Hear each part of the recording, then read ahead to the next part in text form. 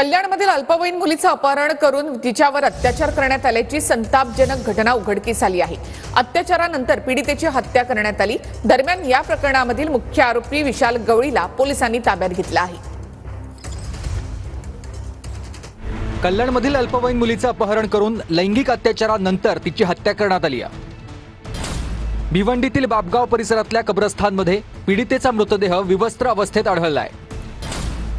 सोमवारी संध्याकाळपासून अल्पवयीन मुलगी कोळशेवाडीमधून बेपत्ता होती। या प्रकरणातील मुख्य आरोपी विशाल गवळीला शेगावमधून पोलिसांनी ताब्यात घेतलंय। 6 पथकाकडून विशाल गवळीचा पोलीस शोध घेत होते।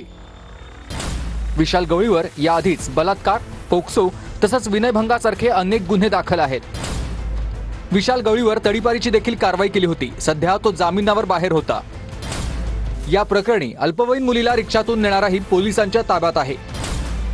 आरोपीवर कठोर कारवाई करण्याची पीडितेच्या वडिलांची मागणी आहे। तिचा गळ्यावरती पूर्ण काळा झालेला आहे, तोंड काळा झालेला आहे आणि त्याला बलात्कार करून त्याला आत्महत्या, त्याला दाबून गळा दाबून त्याला मारलेला आहे साहेब। आणि त्याच्यावरती जे पण केलेलं आहे कोण त्याच्यावरती कठोर कारवाई झाली पाहिजे। आपण पाहू शकतो या ठिकाणचे जे नागरिक आहेत त्याचबरोबर महेश गायकवाड असतील यांनी या ठिकाणी मोठ्या प्रमाणात मोर्चा काढलेला आहे। आपण पाहू शकतो मुख्य मोर्चा या ठिकाणी काढलेला आहे। बदलापूरला जो प्रकार झाला, एन्काउंटर केलं अक्षय शिंदेचं, तशाच प्रकारे या ठिकाणी लोकांना अपेक्षा आहे की पोलीस अशा पद्धतीची कारवाई करेल। ज्या आरोपींना आता पकडले गेले असतील त्यांना फास्ट ट्रॅक मध्ये या सगळ्यांना न्यायालयीन प्रक्रिया पूर्ण करून यांना फाशीची शिक्षा झालीच पाहिजे।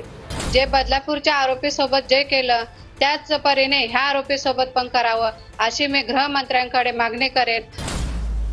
कल्याणच्या कोळशेवाडी परिसरात पोलिसांचा मोठा बंदोबस्त तैनात करण्यात आला आहे। कल्याणपूर कोळशेवाडी पोलीस स्टेशनला जो कालचा प्रकार होता त्याच्यामध्ये काल रात्री 7 मध्ये एका आरोपीला अटक केली होती आणि आताच थोड्या वेळापूर्वी सुद्धा आपण बुलढाणा शेगाव या ठिकाणाहून दुसरा जो मुख्य आरोपी आहे त्याला ताब्यात घेतलेला आहे आणि आता आमची त्या टीम त्या ठिकाणी पोहोचली आहे आणि आता त्याचा मुख्य आरोपी जो आहे तो आपल्या ताब्यामध्ये आहे। अजूनही त्यामध्ये काही वेगळा लोक त्यामध्ये अजून काही इन्व्हॉल्व आहेत का